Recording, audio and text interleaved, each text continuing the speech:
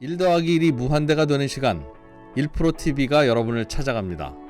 각 분야의 1% 최고 전문가들이 모여 펼치는 지식의 향연 지금 시작합니다. 1%TV 꼭 구독해주세요. 네, 컴퍼니 백브리핑 시작하겠습니다. 오늘은 2%가 좋아하는 금요일입니다. 네. 금요일 좋죠. 예, 금요일에는 모든 주제에 대해서 제가 너그럽죠? 네. 이번엔 목금만 하니까 또 주말이 오니까. 제가 늘 하는 얘기지만 네. 중간에 하루 쉬자. 수요일은 뭐 반일만 하든가. 네. 차라리 그리고 일요일 오후에 일하자. 그것도 싫어. 싫어? 그렇게 한다고 하고 일단 쉬고. 일단 쉬고. 그리고 뭐 또 방법이 있겠죠. 네. 인생은 네. 일단은 문제 하나는 해결하고 네. 뒷감당은 나중에 생각해보는. 오늘은 이집트의 K9 자주포가 어디 간 모양입니다. 네. 수출 뭐 사실은 뭐 기사도 크게 났고 총 한 2조 원대 네. 대규모 수출 계약이 됐는데 그걸 둘러싼 조금 논란이 있다고 하는데 이집트한테 자주포도 주고 돈은 안 받은 모양이죠.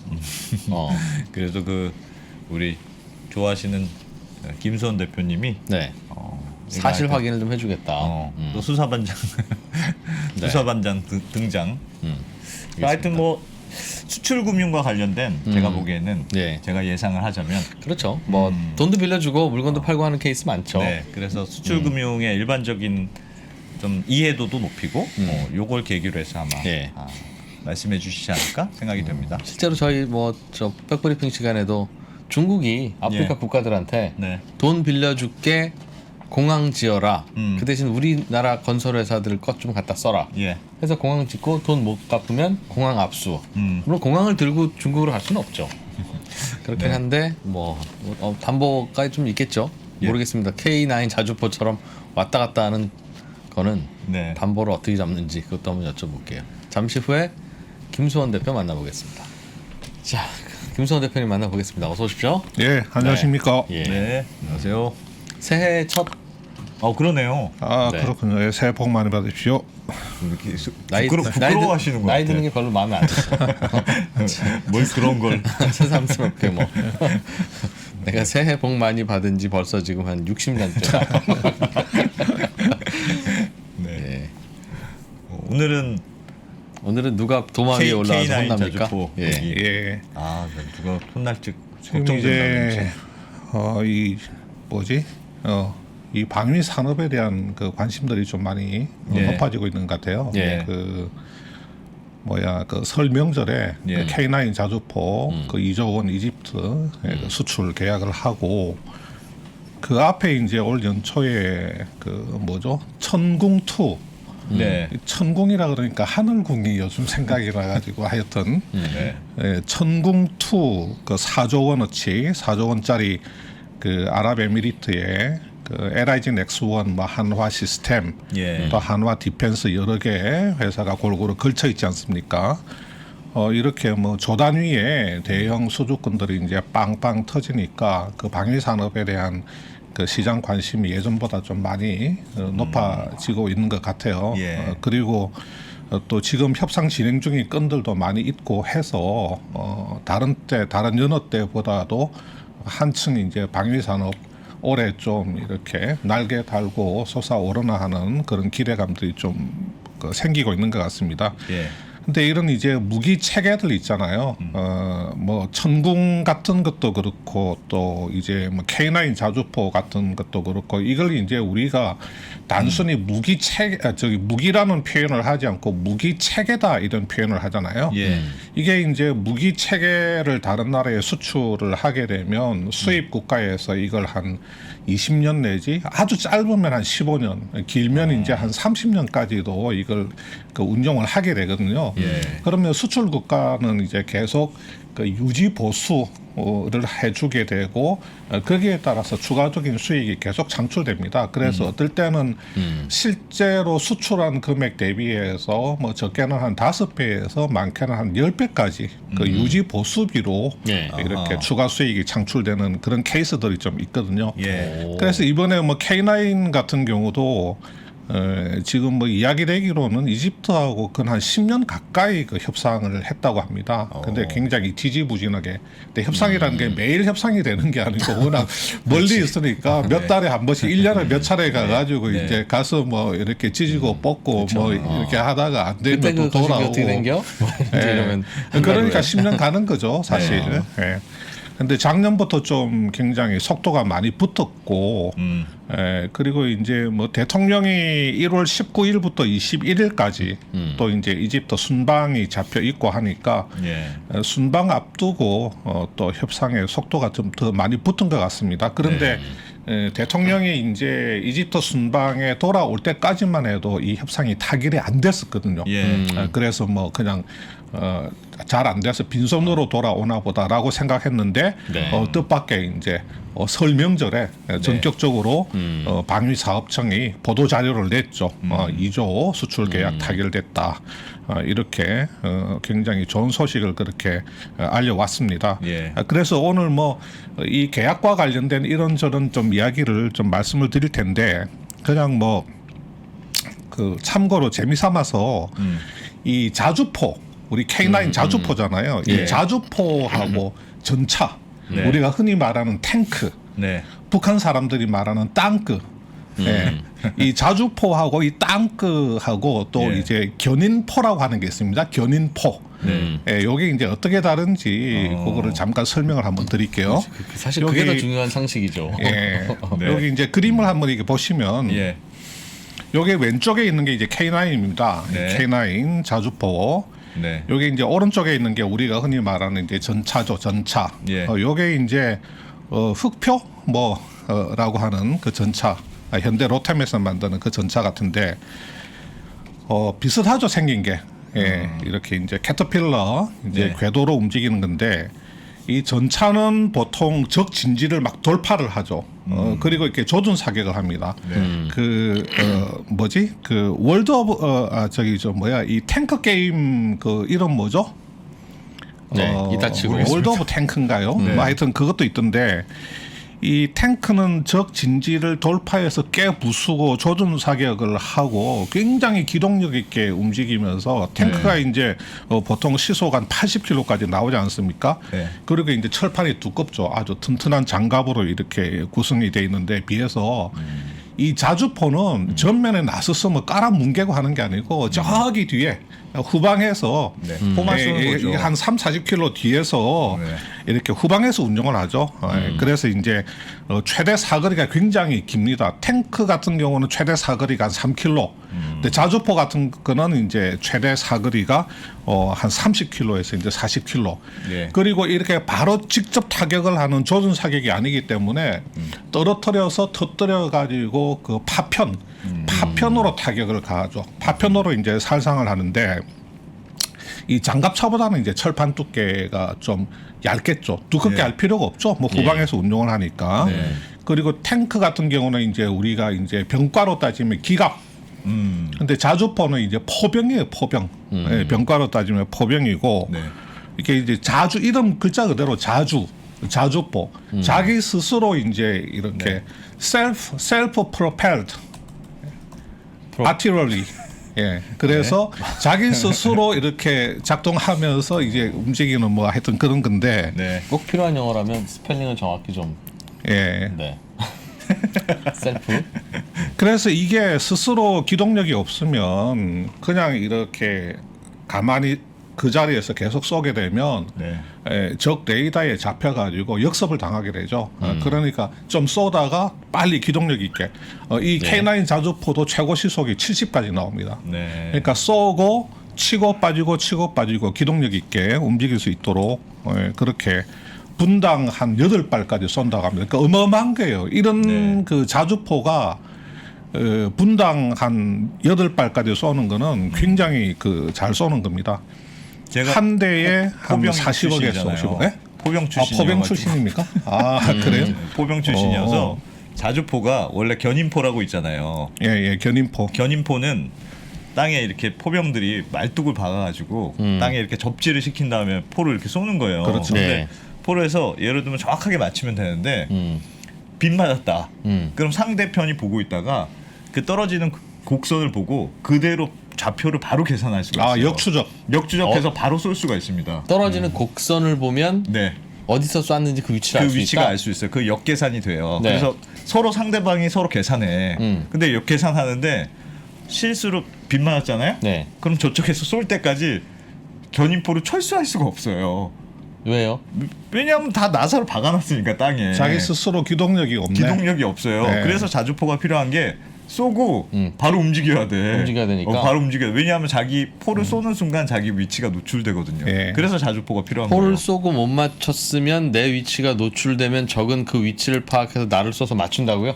맞출 수 가능성이 있는 거죠. 물론 내가 먼저 쏘면 내가 맞추면 베스트지만 내가 했는데 빗 맞았어. 빗 맞으면 빗 맞으면 저쪽에서도 내 좌표로 알게 되는 거예요. 그럼 위쪽으로 평 날라오는 그러니까 거야. 선빵을 정확하게 타격을 못하면 카운터 펀치를 맞고 이제 죽는 맞아요. 거군요. 그러니까 네. 그죠? 제가 있었던 네. 부대는 망치로 하는 거여서 우리는 쏘고 그냥 죽는다.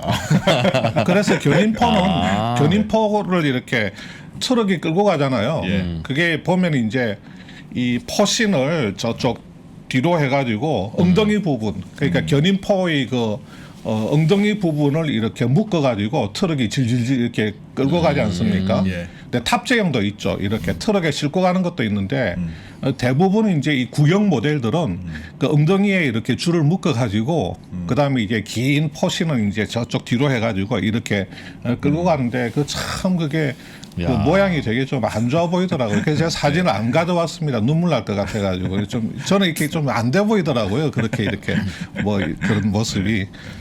근데 가만히 있는 것도 못 맞췄는데 우리는 네. 그들은 우리가 날린 포의 곡선만 보고 우리의 네. 위치를 파악해서 우리를 맞춘다면 네. 그거는 그냥 실력 차이라고 인정하고 져야 되는 거 아닙니까? K9이 한 대 표준형 모델이 한 40에서 50억 정도 하는데 사실 자주포로는 그 독일 그 방산업체 자주포가 세계적으로 제일 좀 먹어주는 거라고 하더라고요. 그런데 K9이 지금 이집트 수출분까지 다 하면 세계 시장 점유율이 아마 60%를 넘어선다고 합니다. 네. 근데 왜 이렇게 K9이 세계 자주포 시장을 휩쓰냐면 독일의 그 자주포하고 성능 차이가 별로 없으면서 가격이 대당 한 20억 이상 싸다는 거예요. 그래서 우리가 흔히 말하는 가성비가 너무너무 좋다는 거죠. 155mm, 예. 그 다음에 5위 구경, 예, 5위 구경장 해서 성능이 굉장히 좋기 때문에 네. 그 가성비 때문에 그 시장 점유율이 굉장히 그 높다고 하죠.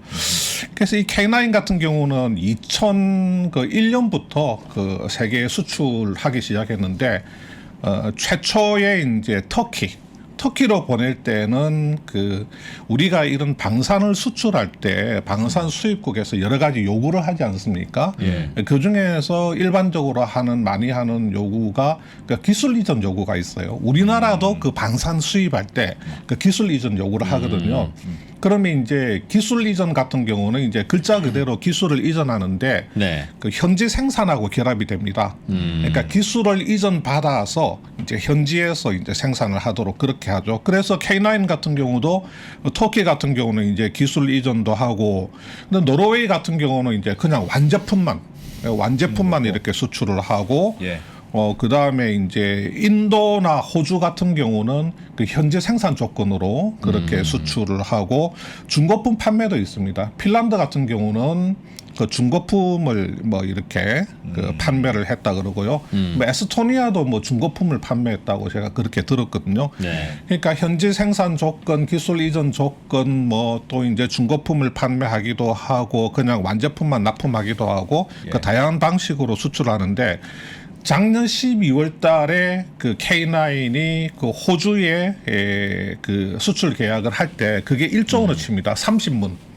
K9 그 30문에다가 그 K10 탄약 운반 장갑차 15대까지 해가지고 그걸 전부 다 해서 이제 한 1조 원 정도 예. 하는데 호주에서 요구한 게 뭐냐면 현지 생산.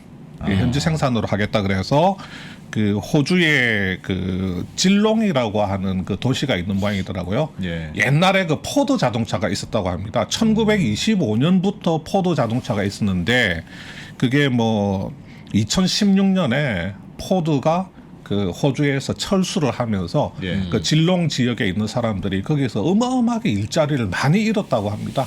그래서 이제 호주의 그 스콧 모리슨 총리가 다른 공장을 유치를 하겠다 예. 하면서 지금 공장을 세우려고 하는 게 그 K9 자주포 공장을 세워서 거기에 이제 군수 산업 그 도시로 만들려고 하나 봐요. 예. 그래서 호주가 처음부터 그 요구를 했기 때문에 호주에 수출하는 거는 우리나라에서 완제품을 수출하는 게 아니고 호주의 K9 공장이 만들어지고 거기에서 그 K9이 생산되는 형태로 그렇게 가게 됩니다. 네. 근데 이제 우리나라에서 많은 부품들이 또 가게 되겠죠. 뭐 어떤 그 우리가 흔히 말하는 뭐 CKD 형태, 예. 아마 CKD 형태로 그렇게 많이 가게 될 것 같습니다. 자동차 수출도 그렇게 하죠. 그렇게 많이 하죠. 예, 그렇죠. 그러니까 관세 문제가 있을 때. 이번에 이집트에 가는 거는 지금 정확하게 알려지지는 않았는데 그 K9이 200문, 네. 호주는 30문인데 K9이 이제 200문 들어가게 되고 200개. 200개. 예, 200대죠. 예. 예. 우리 이제 포는 보통 문이라고 하니까. 예. 그다음에 K10 탄약 운반 장갑차하고 그다음에 K11 그 사격 지휘 장갑차가 이제 그냥 뭐 수십 대 그냥 예, 정확하게 나온 건 없고 해서 이거 다 해가지고 한 2조 원 정도 되는데 여기도 그 이집트도 현지 생산 조건이에요. 뭐냐면 2024년까지 초도 물량은 우리나라에서 완제품을 보내고 예. 그 이후에 남은 잔여 물량은 이집트 현지에서 생산을 한다 그런 조건인데 지금 알려지기로는 그 이집트의 뭐 여러 가지 기술력이나 이런 것들을 종합적으로 봤을 때 네. 그 완성된 부품을 조립하는 정도 그 정도 수준이 아니겠느냐. 그래서 뭐 일각에서 나오는 이야기는 CKD가 아닌 DKD 정도가 되겠다. 그런 이야기가 나오고 있습니다. 그러니까 CKD보다는 조금 더. 예. 그래서 이제 그 CKD 뭐 우리가 이제 DKD 또 뭐 SKD 하는 거 있잖아요. 네. 우리가 CKD 하는 거는 많이 들어봤잖아요. 예. 뭐 우리가 수출을 할 때 뭐 CKD로 수출을 한다 그렇게 네. 이야기를 하는데 요 KD라고 하는 거는 knockdown 이제 뭐 분해. 네. 분리, 분해 그런 뜻이죠. 뭐 해체, knockdown이란 뜻인데 이 CKD는 complete knockdown이라 그래가지고 부품을 최대한 그냥 부품 단위까지 완전 부품 단위까지 다 분해를 해가지고 그 상대방 그 국가에 보내는 거거든요. 예. 이 완제품은 관세가 많이 나오기 때문에 예. 이렇게 정말 잘게 썰어 가지고 그 부품 단위로 만들어 가지고 공장에 해외 공장에 보내죠. 보통 자동차 같은 경우에 이제 CKD로 많이 하죠. 예. 예, 그러면 이제 관세가 이제 적게 들어가는 대신에 상대방 국가에 거의 사실상의 자동차 공장을 하나 세워야 돼요. 왜냐하면 이게 조립도 해야 되고 뭐 도장도 해야 돼요. 그러니까 차 예. 도색 도장까지 다 하고 그 잔 부품을 전부 다 조립을 해야 되기 때문에 사실상 거의 자동차의 웬만한 그 라인은 이제 다 들어가는 그런 형태. 그다음에 이제 SKD라고 하는 건데 세미 낙다운이라 그래가지고 그 바디 자동차의 바디 그 프레임 있잖아요. 예. 뼈대 정도는 이제 그냥 보내고 나머지 이제 각종 전장이라든지 엔진이라든지 뭐 이렇게 옆에 이제 문짝 뭐 예. 펜더 같은 부분 그런 부분들은 이제 그 분해를 해서 부품 형태로 보내는 거예요. 예. 그래서 이제 뼈대는 그냥 통으로 가고 이제 전장하고 그 엔진 같은 거 옆에 이제 문짝 펜더 이런 거는 이제 부품 형태로 가서 이제 조립을 해야 되는데 예. 뭐 요거 같은 경우도 그 단순 조립이기는 하지만 그 사실상 뭐 어지간한 자동차 라인은 다 만들어야 되기 때문에 이것도 자동차 공장 하나 세운다 이렇게 생각을 하면 되고 예. DKD는 이제 Disassembled Knockdown이라 그래가지고 예. 거의 모듈 단위로 보냅니다. 그러니까 똑같은 그 비슷한 기능을 갖춘 그냥 부품 덩어리 그 예. 부품 덩어리 형태로 보내거든요.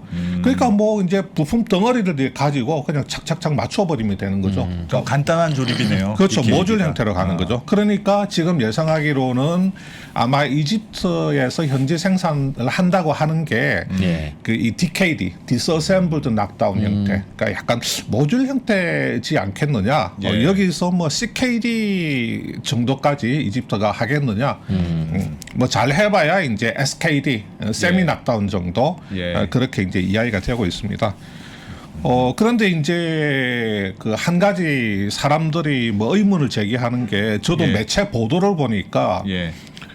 왜 이집트는 그 200문인데 뭐 나머지 이제 장갑차들 몇 대 끼워 가지고 그 K9이 200문인데 2조고 호주는 30문에 뭐 장갑차 K10 이렇게 좀 끼워 넣는데 그거는 1조란 말이죠. 예. 그러니까 뭐 이집트가 굉장히 뭐 싸게 이렇게 갖고 가는 거 아니냐 하는 이야기가 있는데 여기에 대해서 뭐 좀 설명을 했다고 합니다. 네. 그 한화 디펜스 쪽에서 그러니까 이집트에 그 들어가는 거는 완전 표준형이고 호주에서 갖고 가는 거는 상당히 그 초고사양 업그레이드된 초고사양이라고 합니다. 그리고 또 그 호주 그 현지 법인이 그 생산을 하는 조건 이거는 완전히 그 현지 법인에서 거의 생산을 도맡아 하는 조건이기 때문에 예. 가격 자체가 뭐 이렇게 서로 협상한 가격이 1조로 산출되었다 그렇게 설명을 한다고 합니다.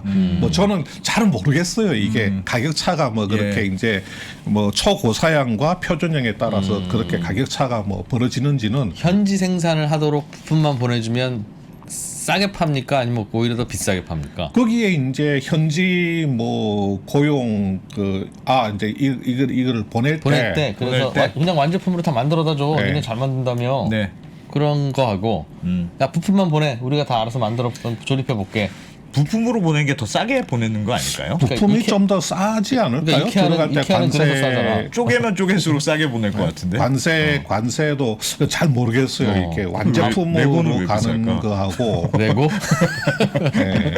그게 이제 이렇게 잘게 부품 형태로 가는 거하고 예. 비용 측면에서 그건 잘 모르겠습니다. 근데 이제 지금 예. 그 오늘 하려고 하는 이야기는 이 K9의 2조 수출이 우리 그 설명절에 상당히 낭보로 전해졌는데 이게 지금 뭐 좀 약간 묘한 소리들이 좀 나오고 있어요. 예. 그래서 2월 1일 날 방사청이 보도 자료를 냈습니다. 설명절임에도 불구하고 아마 이집트 쪽에서 이집트는 설 아니잖아요. 예. 그러니까 예. 이제 이집트에서 그냥 그 보도 자료를 먼저 이게 치고 나온 것 같습니다. 네. 그러니까 방사청도 설명절이지만 할 수 없이 그냥 바로 보도 자료를 낸 모양인데 네. 그래서 K9 자주포 이집트 그 수출한다 하면서 그 보도 자료 제목에 보면 이게 나와 있어요. 현지 생산 및 기술 이전 조건이 포함돼 있다 하는 부분이 있습니다. 보도 네. 자료에 그걸 밝히고 있는데 예.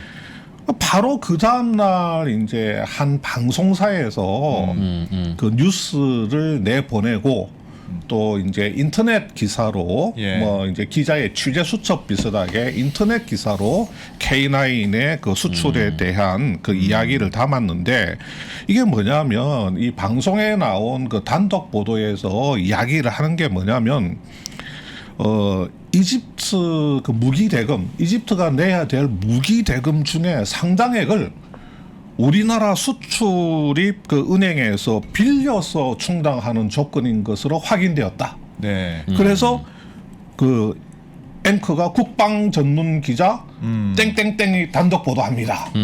이렇게 이제 굉장히 강하게 이제 단독 보도로 이렇게 치고 나온 거죠. 네. 그래서 저는 뭐 그냥 솔직히 말씀드리면 그걸 방송할 때는 못 보고 나중에 인터넷으로 봤는데 예. 수출입은행이 이 방산 거래에 지금 이집트에 금융 지원을 해준 건데 네. 이게 단독 보도를 할 거리인가 하는 생각을 우선 좀 했어요. 약간 솔직히 좀 당황했습니다 그때. 네. 예. 저도 옛날에 뭐 LIG라든지 이런데 방산업체를 조금 출입을 해봤기 때문에 네. 그 방산 그 거래 메커니즘에 대해서 어느 정도 아는데 수출입은행이 해야 될 일이거든요. 그게. 그래서 조금 놀랬고 거기에 정부 관계자 멘트도 나와요. 뭐 정부 관계자가 이야기합니다. 그냥 수출입은행이 80% 정도 대출을 해준다. 예, 이집트 예. 정부에. 그런데 이제 그 방송에서 나오는 그 멘트가 뭐냐면 방사 측과 한화 디펜스 측은 수출 계약에 대출 조건이 있다는 것을 부인하지 않습니다. 그러면서 이제 큰 거를 이제 마치 큰 팩트를 이제 발견한 것처럼. 그래서 저는 그걸 보면서 당근인데 부인하지 않죠. 그 사람들이 숨길 이유가 없는 거예요. 숨길 이유가 없으니까 부인하지 않죠. 예. 근데 이제 그 방송을 보고 인터넷 기사를 봤어요. 인터넷 기사를 보니까 K9 수출 쾌거 이집트가 한국 수출입은행 돈 빌려서 산다. 이게 이제 제목으로 나와 있더라고요. 예. 그래서 내용이 뭐냐면 요즘 은행 돈 빌리기가 하늘의 별 따기인 시절인데 이집트는 손쉽게 돈을 빌리고 또 자주포 물량을 잔뜩 받아서 현지에서 생산을 하고 전례 없을 정도로 일방적으로 수입국에 유리한 조건이다. 그래서 앞으로 우리나라하고 거래하는 다른 나라들도 이런 조건의 거래를 요구할까봐 두렵습니다. 이제 이렇게 이제 표현이 돼 있더라고요. 예. 그래서 저는 이분이 이제 어떤 전문 기자이시던데 국방 전문 예. 기자이시던데 그 솔직히 약간 어리둥절했습니다. 그래서 아니나 다를까 그 뒤에 보니까 그 일부 SNS에서 이 보도가 좀 까이고 있더라고요. 예. 이쪽 업계를 좀 잘 아시는 분이. 네. 그래서 저는 이제 그 보도를 보면서 좀 약간 당혹스러웠는데 수출입은행 있잖아요. 수출입은행 이야기부터 제가 좀 말씀을 드려볼게요. 예. 수출입은행의 그 주요 업무는 공적 수출 신용입니다. 좀 말이 어려운데 예. 예. Official Export Credit이에요. 예. 이게 뭐냐면 어느 나라나 수출입은행 역할을 하는 기관이 있습니다. 네. 목적은 그 수출 촉진입니다. 예. 수출 진흥과 촉진이고 수출을 促진시키기 위해서 대출을 해주거나 보증을 서는 예. 그런 그 공적 지원 활동을 하는 겁니다. 오피셜 스포트를 하는 겁니다. 예. 그래서 이런 기관들을 뭐라고 부르냐면 우리가 ECA라고 부릅니다. 예. Export Credit Agency라고 합니다. 예. 예. 그래서 ECA라고 하면 수출입은행, 네. 또 그 무보 있죠, 무역보험공사 무역보험공사. 이런 회사들이 대표적인 엑스포트 크레딧 에이전시입니다. ECA입니다. 어느 네. 나라나 이런 역할을 하는 기관들이 있단 말이죠. 예. 우리나라는 무보하고 수출입은행이 대표적인데 전 세계 주요 국가들이 자기 나라의 그 국가 전략 사업의 진흥을 위해서 이런 그 ECA들을 설립을 해서 가동을 합니다. 예. 그러면 자 수출입은행의 그 업무를 예를 한번 들어볼게요. 해외 건설이나 플랜트 사업을 지원합니다. 네. 우리나라 건설회사가 해외에 나가서 건설을 하거나 플랜트 공사를 하잖아요. 네. 그러면 수출입은행은 해외 발주처에 금융 지원을 해줍니다. 금융 지원이라는 게 건설 공사 대금 결제 자금을 대출을 해줍니다. 예. 아니면 채무를 보증해 줍니다. 예. 그러면 해외 발주처는 그걸 가지고 그냥 우리나라 건설업체한테 공사 대금을 주는 겁니다. 예. 예. 그러니까 우리나라 아주 간단하게 말하면 우리나라 금융 지원을 받아서 그 돈을 그냥 우리나라 건설업체들한테 주는 거죠. 물론 나중에 예. 해외 발주처는 수출입은행에 이자를 붙여서 그 돈을 갚아야 되겠죠. 네. 그리고 또 수출입은행이 우리나라 건설사에 직접 지원도 합니다. 예. 자, 입찰 보증을 해준다. 아니면 그 어떤 그 환급, 뭐 선수금 환급 보증을 해준다. 계약 이행 보증을 해준다. 그리고 현지에서 공사를 하려면 돈이 들어가니까 예. 그 다음에 건설 자금 지원을 한다든지 여러 가지 형태의 보증이나 직접적인 그 금융 지원을 우리나라 건설 업체를 상대로도 한다는 거죠. 예. 그 다음에 그 조선 예를 한번 들어볼게요. 우리나라 조선소가 해외 그 선주한테서 그 선박을 수주를 하잖아요. 예. 그러면 수출입은행이 만약에 해외 선주가 요청을 하면 거기에 금융 지원을 해줍니다. 네. 선박 그냥 구매 자금 지원을 해주는 겁니다. 그리고 우리나라 조선소에는 선박 건조 자금도 지원을 해주는 거죠. 예. 아니면 이제 RG 선수금 환급 보증을 해주는 거죠. 예.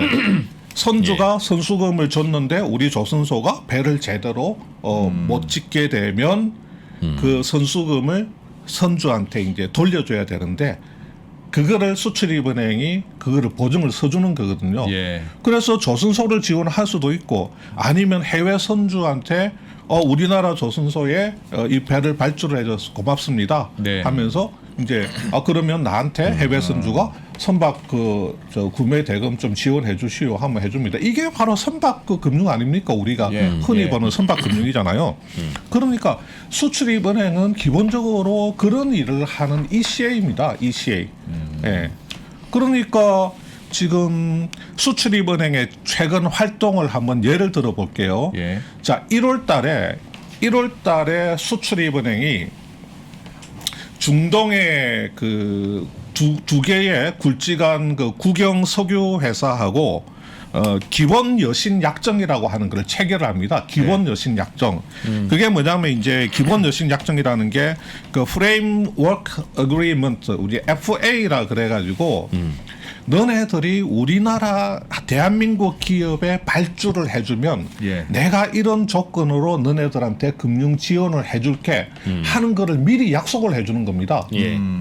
그래서 이제 그 아람코한테 그 60억 불에 대한 그 FA를 체결을 했고, 예. 그다음에 그 아부다비 그 아부다비 석유공사의 그 ADNOC 아부다비 석유공사에 50억 불. 예. 해서 총 110억 불의 기본 여신 약정을 체결을 해준 겁니다. 그러면 아람코나 아부다비 석유공사 입장에서는 대형 에너지 프로젝트라든지 뭐 수소 예. 사업이라든지 이런 걸 할 때 한국의 수출입은행이 60억 불, 50억 불 이 큰 돈에 대해서 예. 어떤 조건으로 돈을 빌려주겠다고 우리하고 체결한 게 있으니 같은 값이면 한국 기업한테 발주를 하는 겁니다.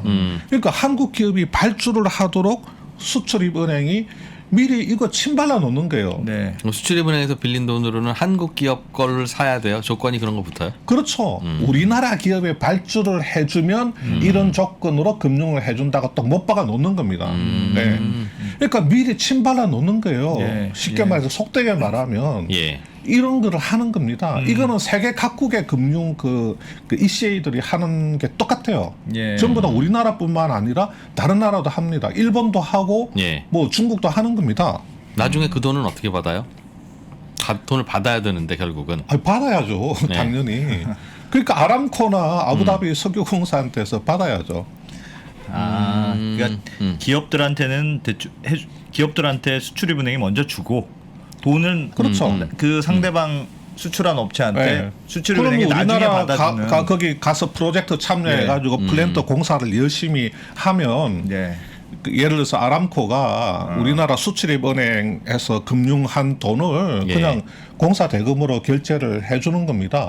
그 다음에 그 시설에서 이제 캐시플로우가 나오잖아요. 예. 가동하면 예. 예. 그 캐시플로우를 가지고 그 연불 상환을 하는 겁니다. 뭐 10년이면 10년, 15년이면 15년. 네. 연금리 4%에 뭐 15년 상환 조건으로 해가지고 예. 그걸 하는 겁니다. 그래서 만약에 100억 불짜리 프로젝트다 그러면 우리나라 수출입은행이 뭐 한 10억 불, 또 뭐 일본의 일본 수출입은행이 스미마셍 하면서 우리 일본 기업도 좀 들어갑시다. 그러면서 이제 또 뭐 10억 불 해주고 또 예. 어디서 10억 불 해주고 그러면 사실 아람코 같은 경우는 그냥 여기저기 나라의 그 ECA 그 금융기관들이 그 금융 지원해 준 거 그거 가지고도 그냥 공사를 할 수가 있는 겁니다. 나중에 천천히 갚아 나가면 되는 겁니다. 그 프로젝트에서 나오는 그 캐시플로우를 가지고. 예.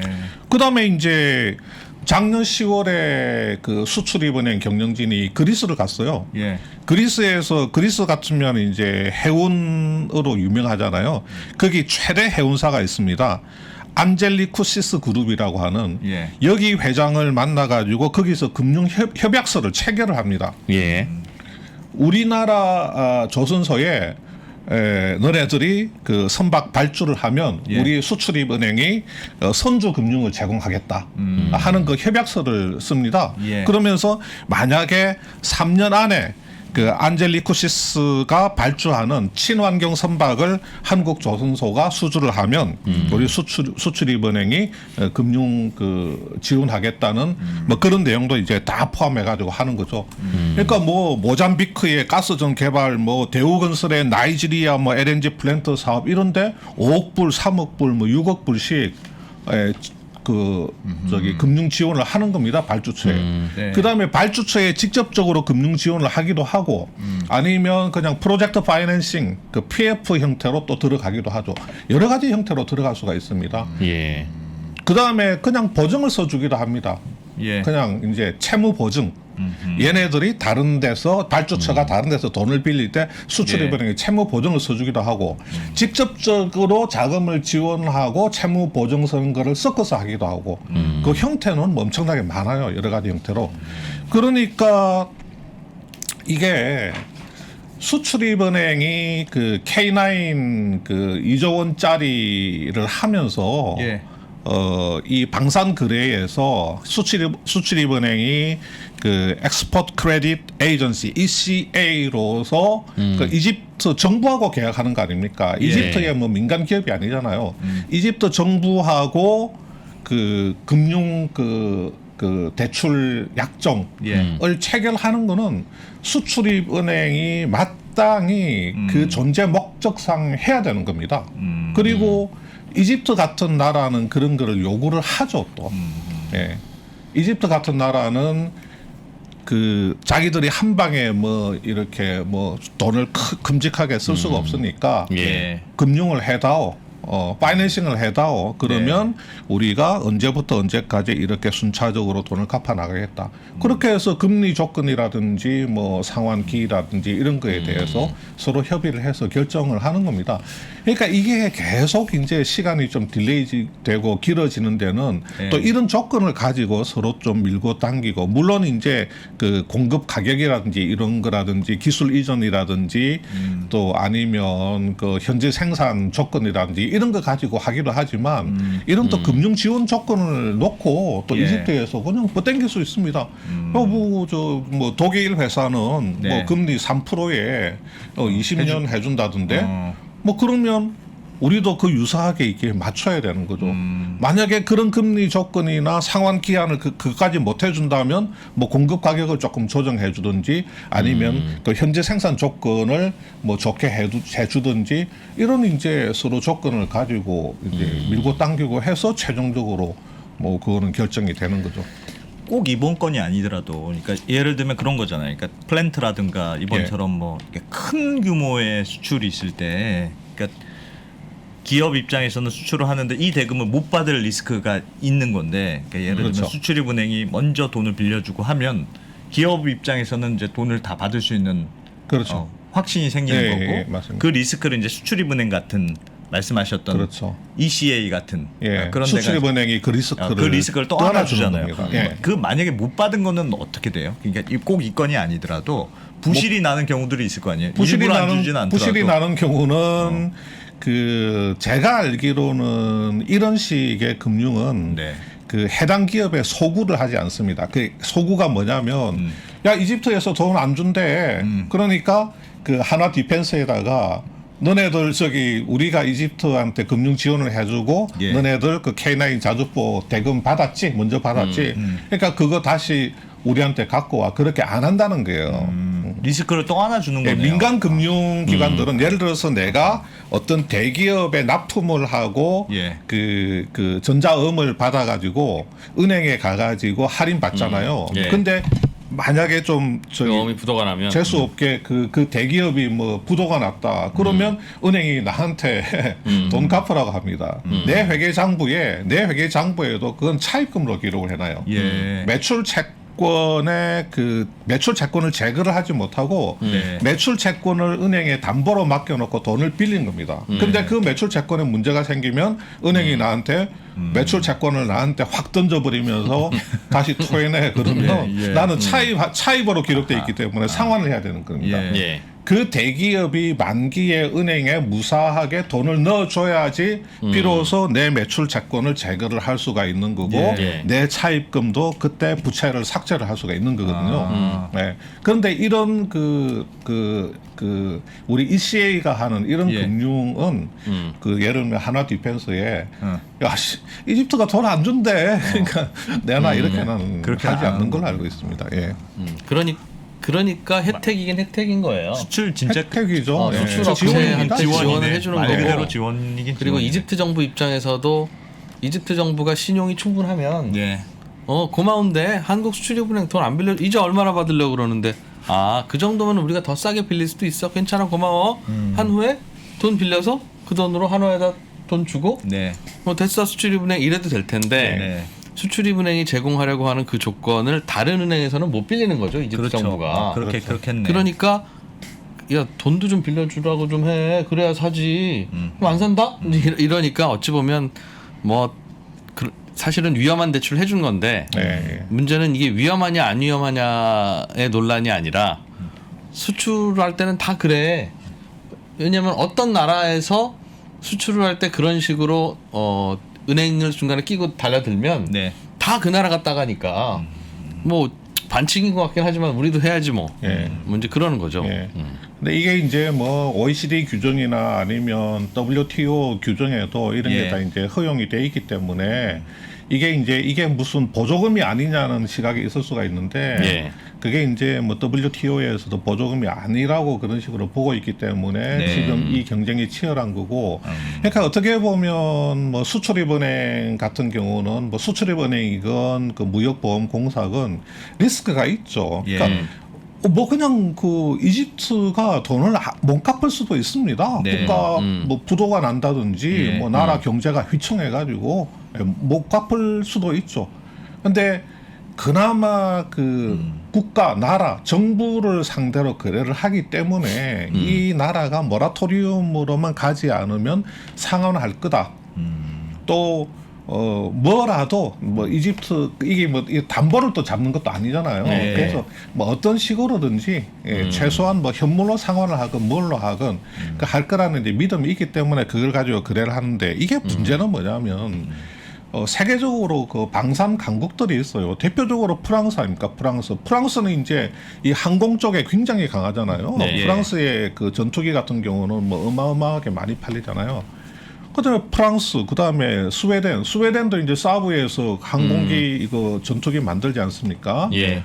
그런 거는 뭐 남미 쪽에는 그 스웨덴 그 많이 가 있잖아요. 참 스웨덴 전투기. 그러니까 뭐 프랑스나 스웨덴이나 독일, 독일 이런 데들이 거의 그 구매국들이 요구하는 그런 수준의 파이낸싱을 해주는 겁니다. 그냥 해줘버려요. 예.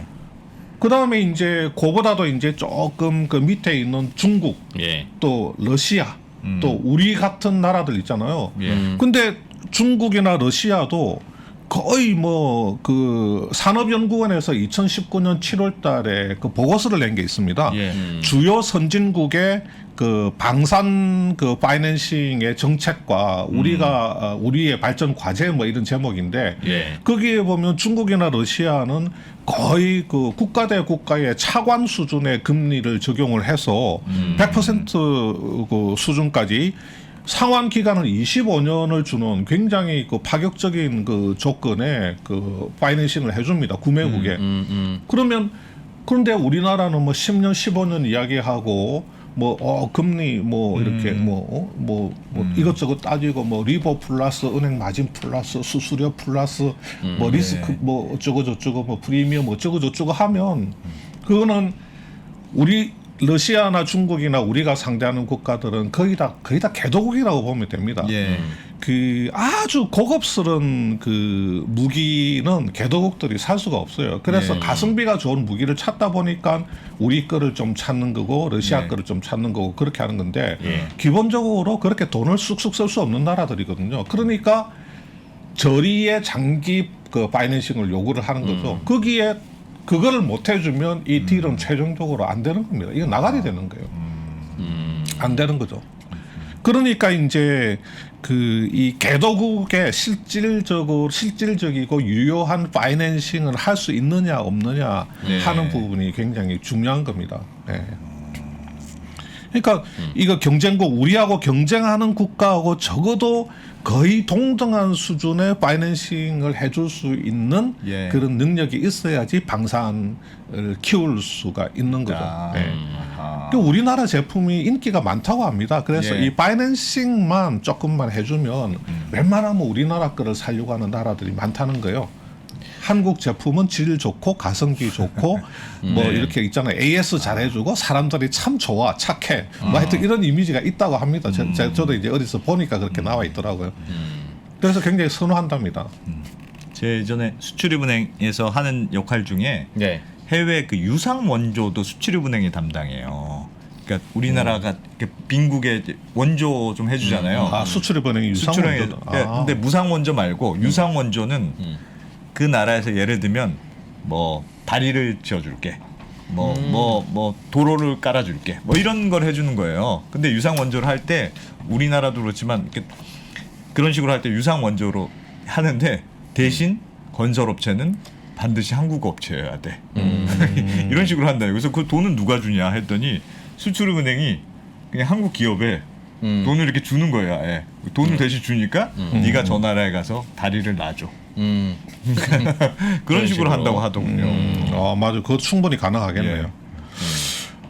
그래서 이제 다시 이제 조금 아까 하던 이야기를 조금 더 말씀드리면 예. 제가 뭐 그 기사를 쓰신 그분을 뭐라고 하고 싶지는 않고 예. 그분도 뭐 나름대로 열심히 취재하고 그렇게 기사를 쓰고 전문 기자로서 예.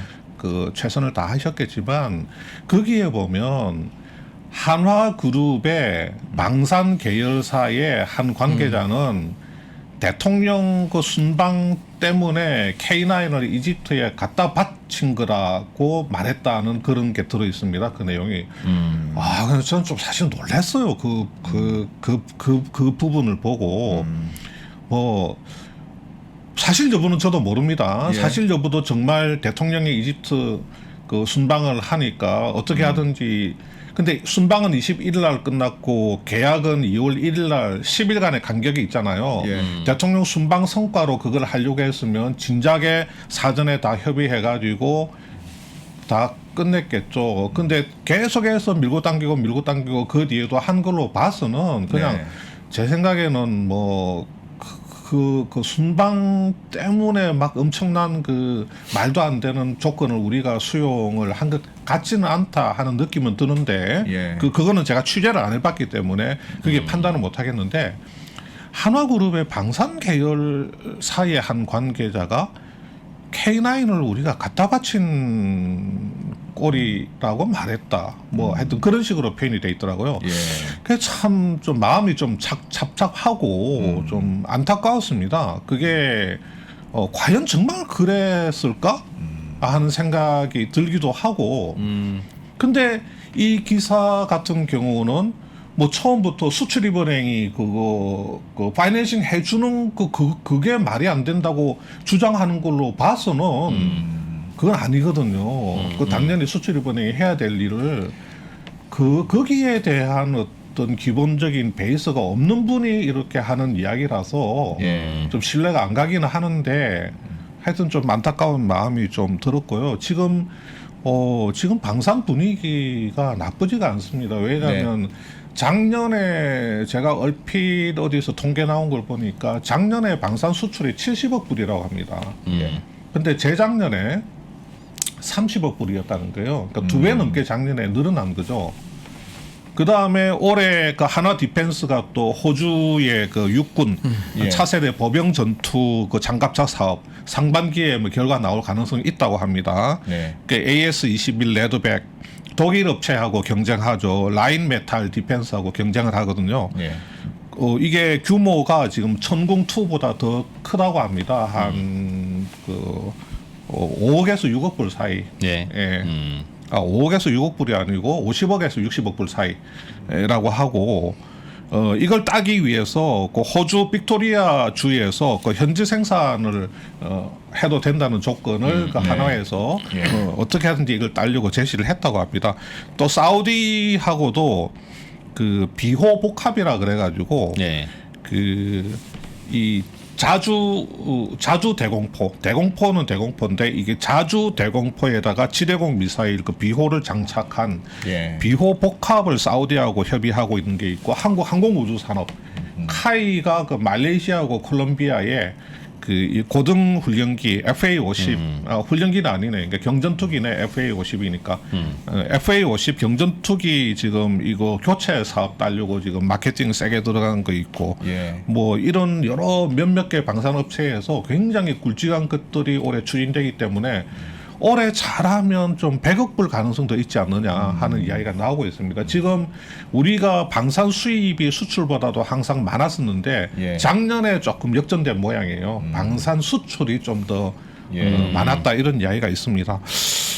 그래서 좀 방산 분위기가 이렇게 좋은데 모르겠어요. 이걸 이런 분위기에서 저런 그 구매국 파이낸싱을 가지고 저게 굉장히 큰 문제인 것처럼 이야기하는 거는 제가 볼 때 좀 아닌 것 같습니다. 예.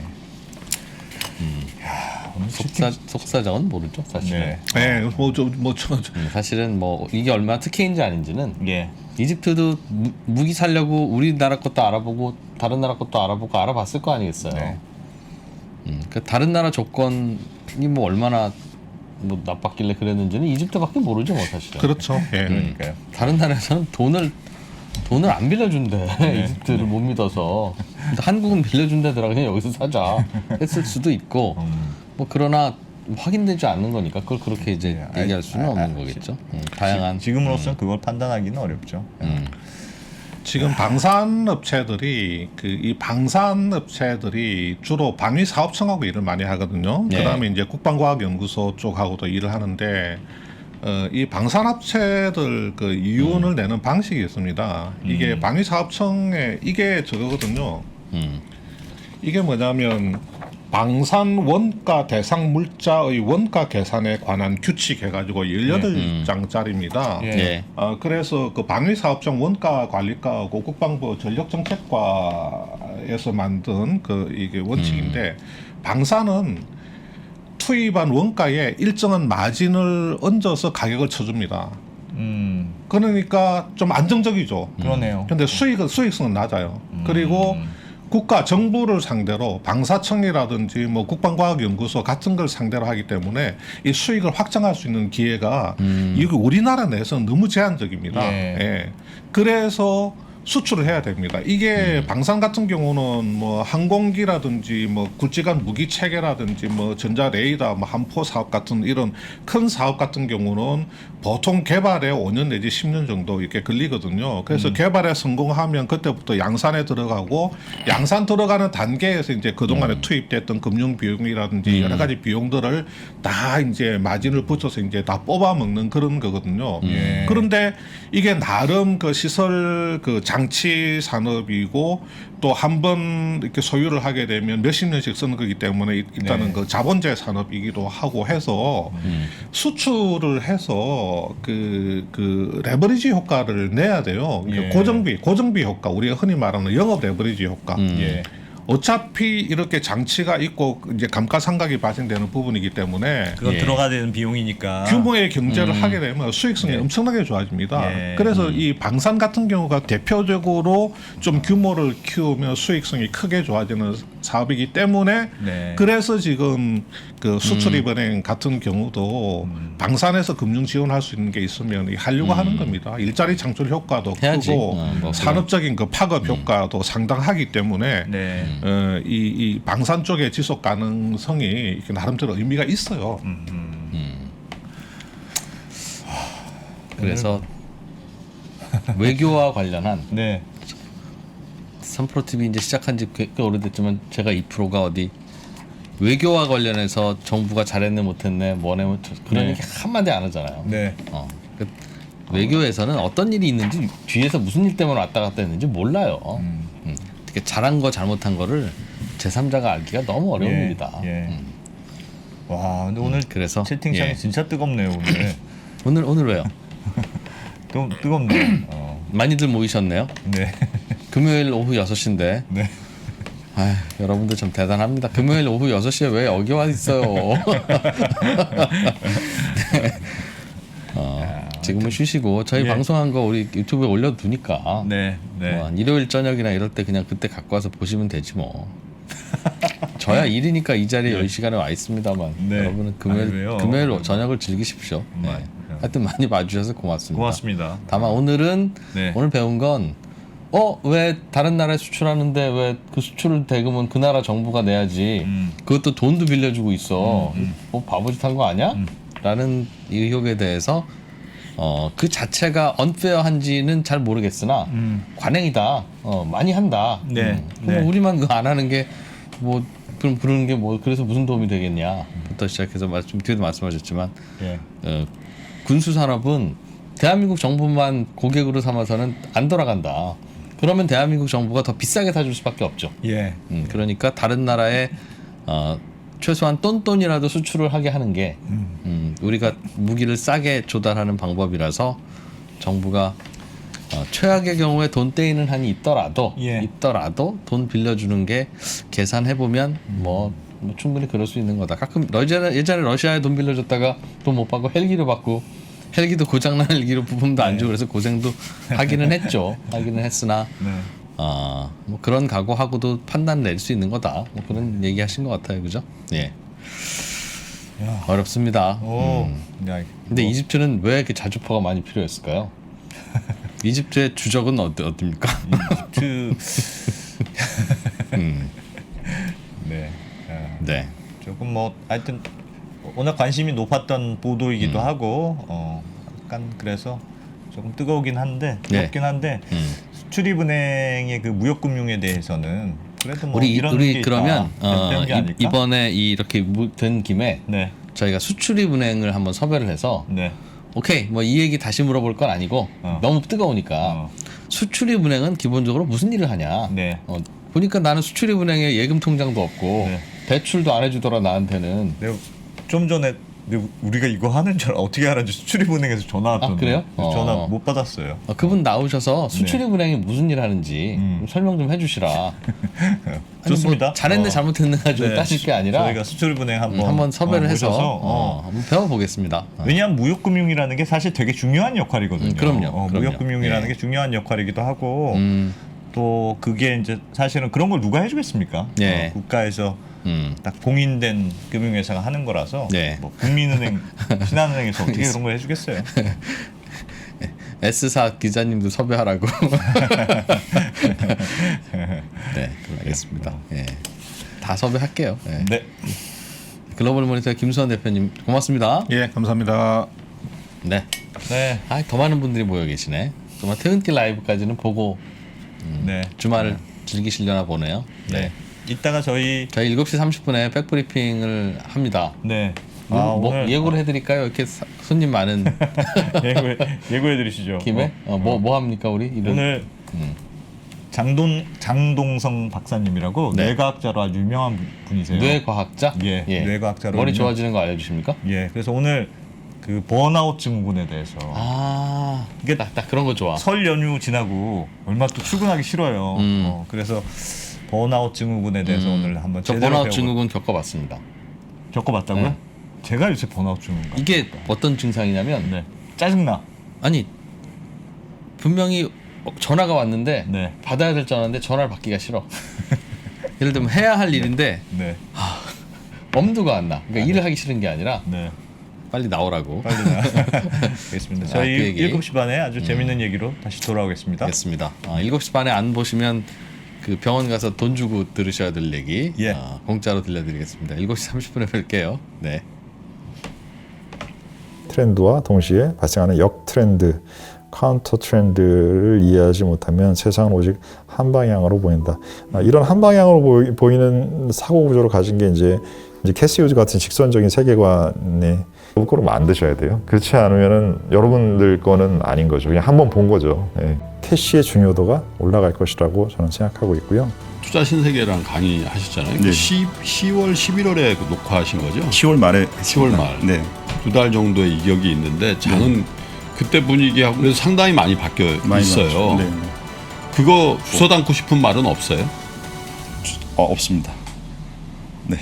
그러기가 쉽지 않은데. 아마 보시면 뭐 그렇게 지금 상황하고 많이 다르시진 않게 느끼실 것 같습니다. 네. 다들 아시겠지만 버는 것은 두 번째입니다. 지키는 것이 첫 번째이고 예전엔 답이 있었으니까 그냥 그대로 하면 되지만 이제는 구조를 스스로 짜셔야 됩니다.